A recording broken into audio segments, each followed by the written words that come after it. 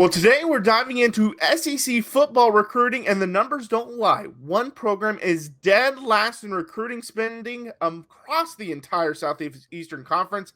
The gap is real, the results are showing, and it could spell serious trouble for Mississippi State fans heading into 2025.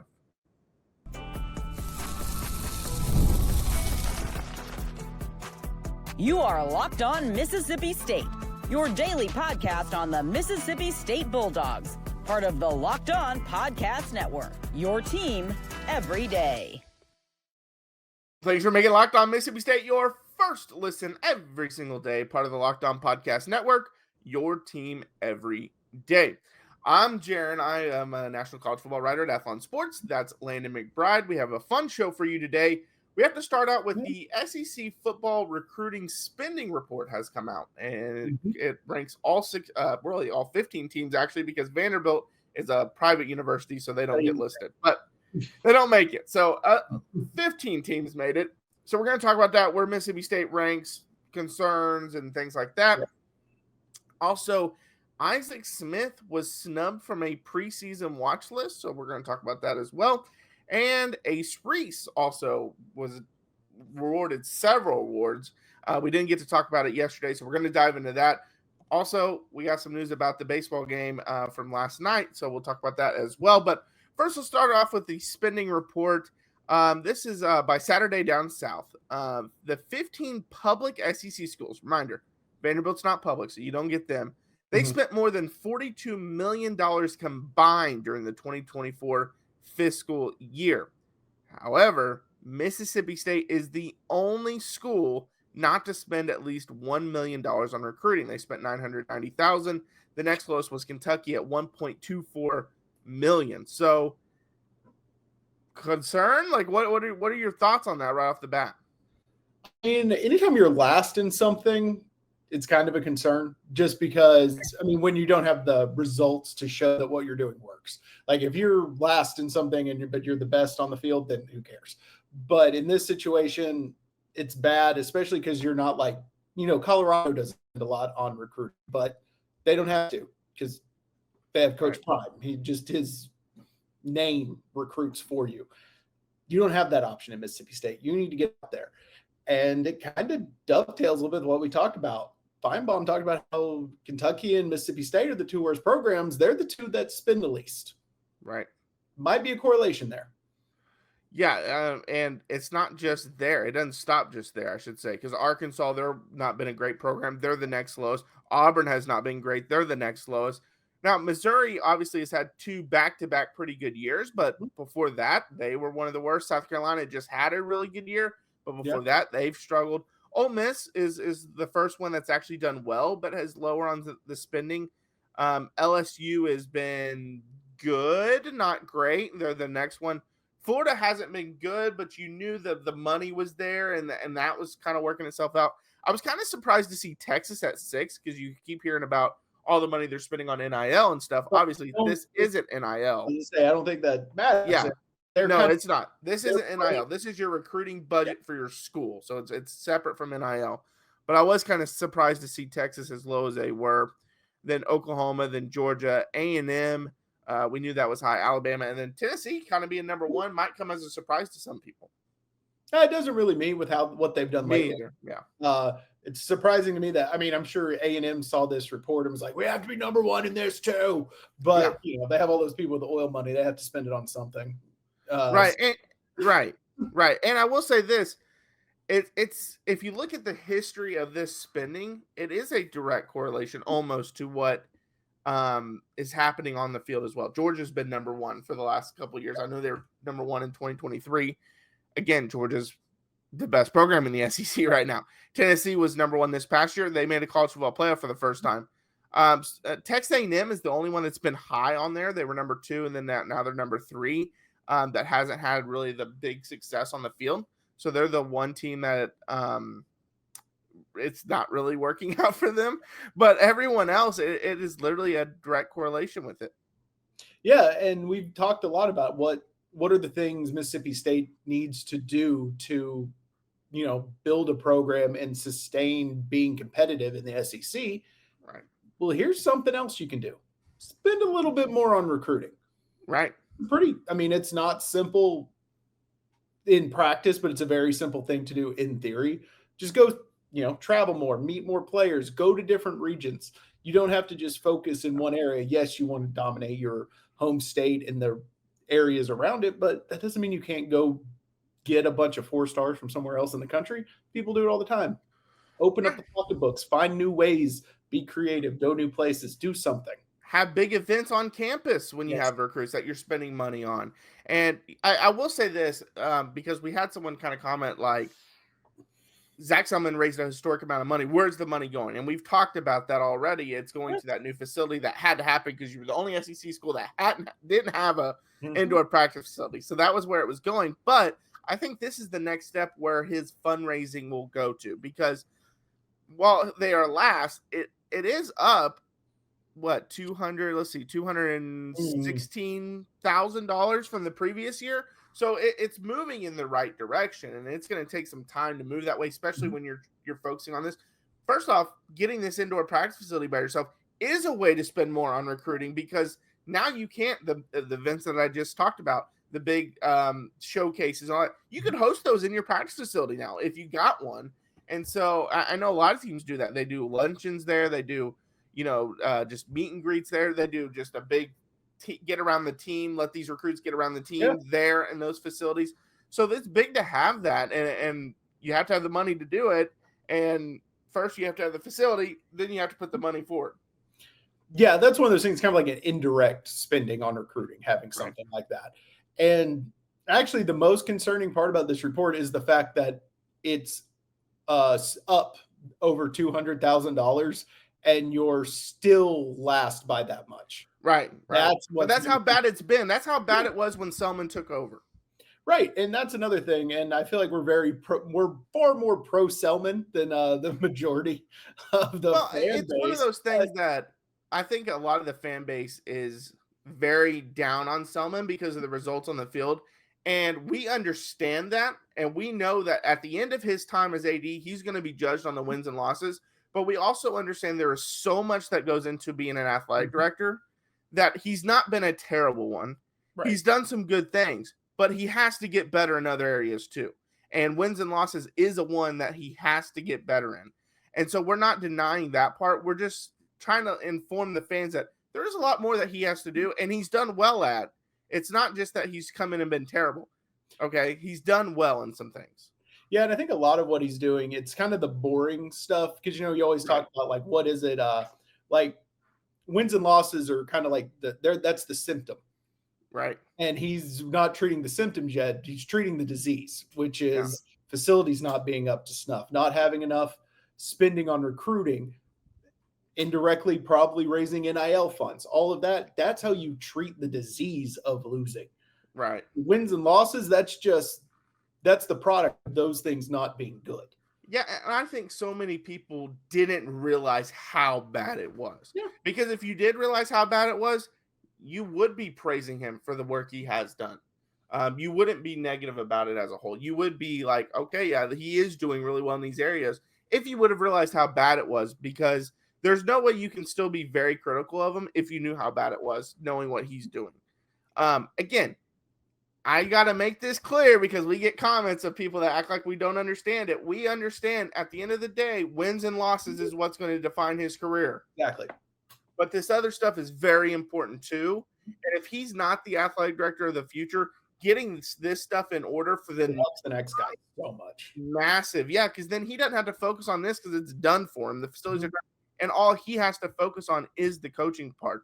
So you could hire a guy that is got a good track record of hiring really good coaches, but might not be strong in this other areas, because Selman built these areas already. Yeah. And with it being this bad in the recruiting budget, I mean, honestly, I know this is just football, but how bad is it in other sports? Like, how bad is basketball recruiting if it's this bad? Right. I mean, this might be a huge issue that may make us look at what Jans has done in a whole new light. We already think what he's built here is awesome. If he's doing it with like a shoestring budget, holy crap. Well, and how many guys are you missing out on because of this? Mm-hmm. Because maybe you can't get someone in, you can't fly them in, or you're turning guys away because you're like, we just don't have the budget to get you here because you're from a Wherever. couple states over, whatever it is, or we can get you here, but it's not going to be the most exciting experience when you're here. We're going to try to sell you on us as a program, but we're not going to have this big fun event for you either because we can't afford to do that. And so that's it makes you wonder how many players are going elsewhere because of these issues. Mm-hmm. And how many players are you not keeping because you don't have things, not necessarily the recruiting events, but the facilities. And the players on campus see these recruiting events too. They see who isn't coming in. They see the players who do come in and choose to go somewhere else. And with the transfer portal, it makes them very easy for them to jump ship too. So there's a lot. You're constantly recruiting now, even your own players. So yeah, you're putting your coaches at a disadvantage when it comes to recruiting because they're trying to. The only thing that they can sell because of the bad facilities now that are getting upgraded finally is the vision of the program. But the only thing they have to show for the vision of the program is 2-10. Yeah, because they're new. If they were been there for a while and had some successful years and then went 2-10 last year, you could sell. Look what we've done. We're getting back to that. Lebby's never been a head coach before. He has nothing to sell except for 2-10.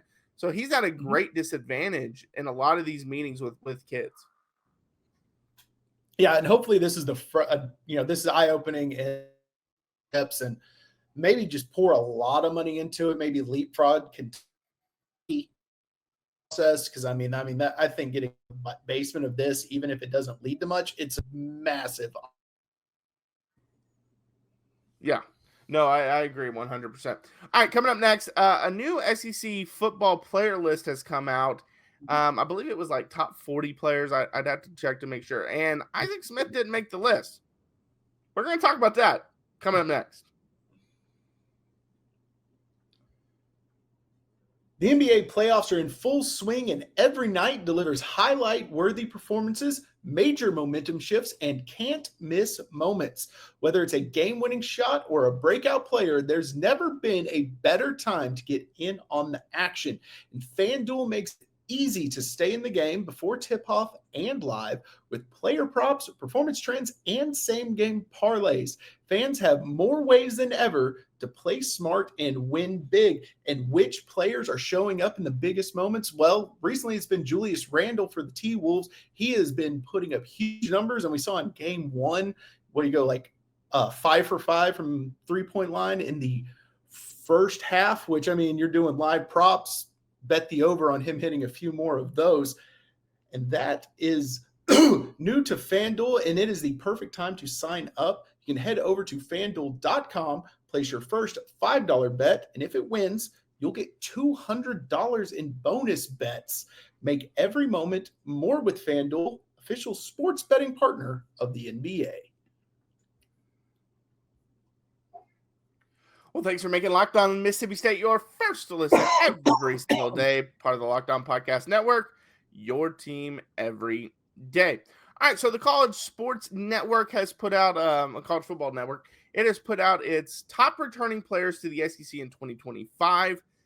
In total, there were 35 players. I said 40 right before. 35 players. Big number. Yeah, big number. And nowhere to be found is Isaac Smith. Just a reminder the season Isaac Smith had last year as a sophomore. He had 127 tackles, led the SEC, was 7th in the country. Seems good. He also had 2 tackles for loss, and he was 3 pass deflections. He also forced a fumble, and he was second team all SEC. That guy did not make the list. Seems like a misstep. Yeah. How do you leave that guy off a list? Like if it was maybe like top 10, top 12, something like that, I see how you leave him off the list. But and there's a guy on the list that got benched last year. He was not so bad. Now, had a great freshman year, was a freshman All-American, got benched last year. Yeah, it's a weird list. But I don't know how you miss him. I guess maybe they didn't look at a team that went 2-10. That's the only excuse, but a quick scroll down a stat sheet would have shown you that he deserves to be on the list. So I don't know what they were doing when they made this. I think that's the one thing that, it's list season. It is. There's lists like every week, it seems like. And that's just how the offseason is. It's always been that way, and it's always going to be that way. But I think a lot of what happens is a lot of people that put out these lists, they put them out for an interaction. Mm-hmm. And so they're not diving deep into the details, whatever that is. They're not looking into the stats or whatever their list is about. They're not looking into all the details that they need to look at. They listen to the big name players, put them out there. No one's going to argue with this. It's all the big name ones. But for the people that actually watch, understand, like, you're missing several key guys like on this list. And you went 2-10 last year, and I guarantee they're like, no one from Mississippi State could be that good to get him in the top 35. And that's just not the reality. Isaac Smith would start at just about any school in the country, especially in the SEC. And also, we know they looked at Mississippi State's roster because number 12 on their list is our boy Fluff Bothwell. Right. And they were on the roster. Right. And also weird, they didn't even pick the guy who's going to be the starting running back for Mississippi State. So, I know, that's what was funny about that list. Like, he was just shy of 1,000 yards at South Alabama. Now, he averaged 7.5 yards per carry, had a great season. I'm not trying to knock him at all. Running back here, but right, he's not the projected starting running back. But I've seen a couple people put him as the starting running back, and I saw Booth like comment on it, like, okay, these guys don't understand. No, they don't. But, yeah, I think they're going to split time, and you're going to have a 1-2 punch, and whoever has the hot hand, that's who they'll ride. But Booth is the starter. I mean, I just hate to break it to you. Booth is a starter. Smith should be on this list. And Bothwell is over Garrett Nussmeier, by the way. Yeah. Who is like the odds-on favorite to win the Heisman Trophy. And also, just to get even weirder, they have where'd he go? The Parker Brailsford, the center for Alabama, was higher than Caden Proctor from Alabama on the list, which, I mean, right. Proctor is one of the most, like, his 2 days in the transfer portal were headline news. So, yeah. I mean, Proctor has by far the highest ceiling. Like, he's got elite top 10 ability. Now, he's kind of been up and down at times, kind of a little inconsistent, but and maybe they went with consistency because, like, Brailsford, for example, you know every single game what you're going to get out of him. He's not elite, but he's a very good center, and you know every game he's going to be very good. But, so I think that's kind of what you went with. But yeah, like, good left tackle is far more important than a very good center. Yeah, and like Jermond McCoy, he was third-team All-American last year. He's behind Bothwell. He's behind Brailsford. He's behind DJ Lagway, who didn't like. Again, I think Lagway's very talented. What has he shown? You know, I saw a deal. Arch Manning's number 9 on this list, and we're seeing Manning on a lot of lists. And I think Manning's got a lot of ability and has a chance to be very good. But Aaron Murray knows more about playing quarterback than I do, and he broke down. That's been a while. I know. I don't know if you've seen this, but he does really good quarterback breakdowns and like talking about him. So I don't know if you saw this video, but he made a great point. He said if Manning is as good as everyone says he is, and he's going to be the number 1 pick in next year's draft, and that's how good he is, how come he didn't beat out a 7th-round pick? Oh, yeah. That's a great point. It's a great. He said, you can't tell me Sark is stupid enough to not start a guy who's going to be the number 1 overall pick over the 7th-round pick if that guy actually is that much better. Yeah, if he had shown it in practice, I mean, Sark is smart enough to know you don't just walk into a national championship opportunity every year, no matter where you are. And that team had talent to make we saw it. They were very close with Ewers. Well, and he said that. He said everyone said Ohio State, Texas, 2 best rosters by far in football. And you're not going to make a dumb decision like, I just have to go with the veteran because he's the veteran. You're doing that because you think he's actually better. Right. And if Arch was that good, he would have blown him away. Right. And I think Arch is very good. I think he has a chance to live up to the hype. He's already turned me into more of a believer than I was when I watched his high school tape. Yes. When I watched his high school tape, I was like, this guy's a 3-star guy with the 5-star name. Yeah. And so we're not saying that to bash him. We think he's going to be good, but it's a great point. How come he never beat Ewers out? It's not just Sark is not going to say, I just got to go with my starter when he knows he's got a championship roster. And a lot of that roster is gone now. Like, especially defense, like they're 113th in returning production or something. He's not going to waste a season like that if Arch is as good as everyone thinks he is. Right. I think what he sees is a very talented guy who could live up to that, but there's some things. Yeah, it's going to take some time, and so right now you were just the better prospect for it, and so we'll see what ends up happening. But I just thought it was funny because Smith is by far the best player on the team, even with Bothwell, and he's not listed. I mean, not even honestly, as much as I like him, not even the best running back on the team. Right, exactly. But I'm like going through like Michael Taft was good at Texas. Again, I know We'll start making lists. Like, just make our own list. Yeah, we need to make our own list. And we're just putting only Mississippi State players on it. We're going to stick it to everyone. We're going to have people talking about our list. But, no, it's just, I mean, again, just going through that, it just blows my mind. But, oh, well. All right, we got to talk about Ace Reese. He had a lot of great honors in his first year in Starkville. And so we're going to talk about that. That's coming up next.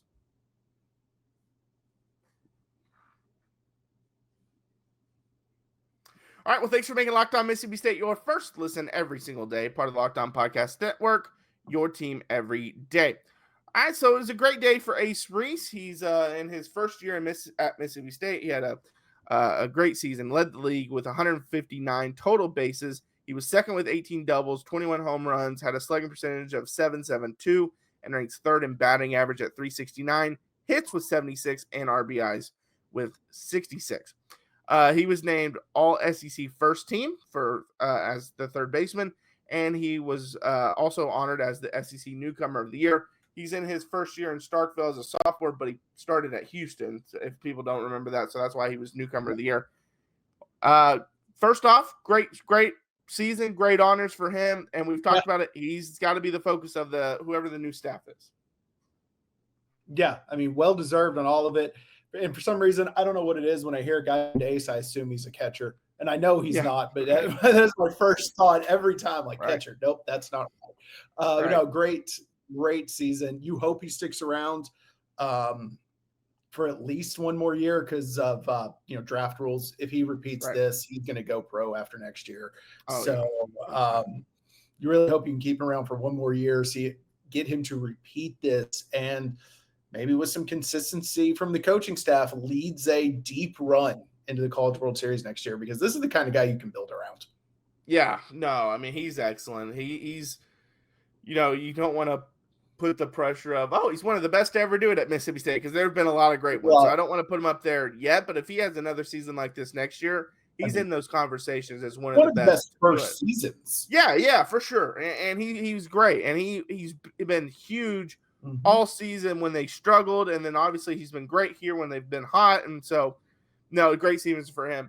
Also, if you're just waking up and just now listening to our show and you're like, hey, what happened in the baseball game last night? Actually got postponed. I never actually saw the official word, like if it said weather. I assume it's because the game before lasted a little too long. And so it's actually going to be at 9:30 this mormorning. It's probably about the time you finish this. Yeah, so if you missed it, you might be able to watch it, or maybe it's going to be over by the time you listen to this. But that also will push back the night game. So if Mississippi State were to win, originally I believe they were going to play at 8 or something like that at night. Now it's going to be 11:30 in the morning on Thursday. So if you're not able to stay up late because you work mornings or something, or you work overnight, hey, you can watch them. You can watch them at 9:30. So there you go.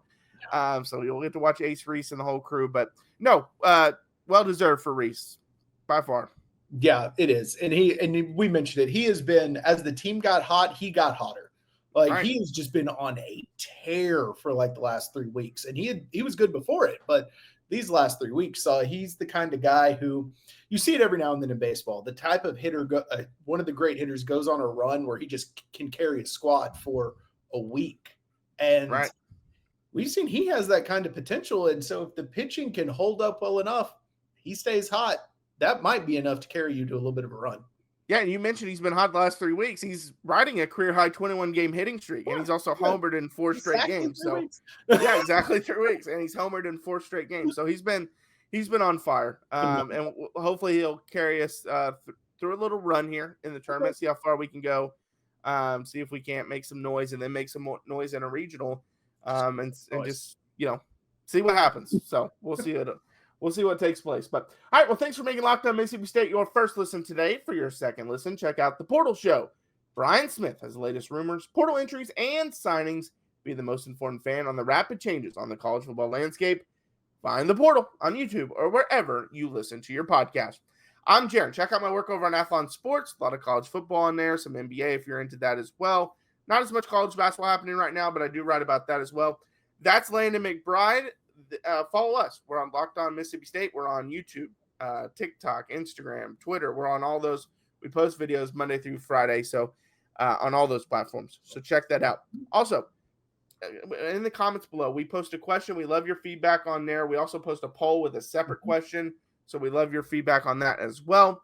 I was even responding to someone yesterday. If there's something you want us to talk about, let us know. Let us know, please. Yeah, obviously, if it's something we've already talked about, like his suggestion was something that we've already actually talked about, and so I had to let him know that we had already discussed that in a previous episode. Don't talk about offensive line more. Yeah, hey, we'll talk offensive line and D-line all day, but we've done like 3 or 4 podcasts on that one. But no, if you have something like, hey, I want to know, like, what does Mississippi State have to do to take the next level? If that's something you want to talk about, we can think of other ways than just offensive line, defense line, like we've talked about in the past.